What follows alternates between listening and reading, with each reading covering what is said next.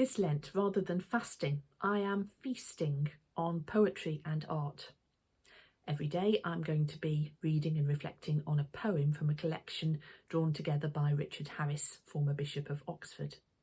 And I'm basing a strand of my ministry in the district on the fact that we have an exhibition coming to the Bewdley Museum in the Kidderminster and Stourport circuit of 20 works from the Methodist Modern Art Collection.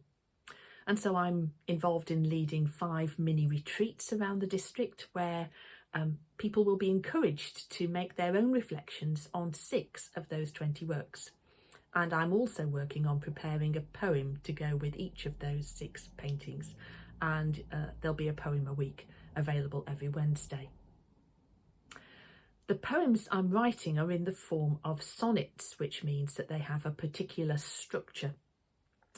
And for the last 20 years, I have dabbled in prose poetry, but I've always avoided poems which rhyme because I've felt that the exercise of having to make things rhyme would probably take away from what I actually wanted to say.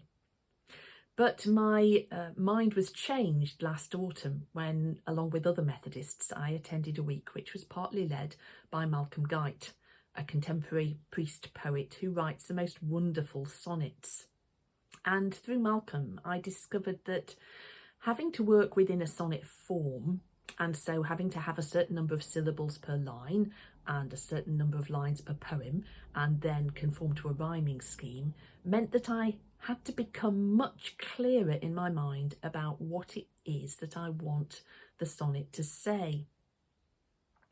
And I think that's very appropriate then for Lent, because my experience is that in voluntarily giving up the freedom of writing prose poetry, where you can have any length and any structure, I have found myself giving much greater focus upon what I want to say about God and what I want to say about the experience of my life of faith. And that, I think, is what good Lent discipline can all be about. Voluntarily restricting certain freedoms or taking up certain practices in order to give extra focus upon the presence and experience of God in our lives, the God we know in Jesus.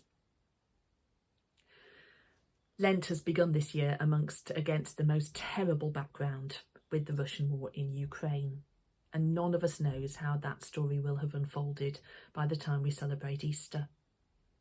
But this year it will be more important than ever for us to keep our focus on accompanying Jesus to his place of execution, before then witnessing his resurrection and the empty tomb, so that we can celebrate the truth in Christ Jesus of what President Zelensky proclaimed to the world this week, that life will win over death and light will win over darkness. So however you're choosing to mark Lent this year, I hope that the exercise may draw you closer to the living God.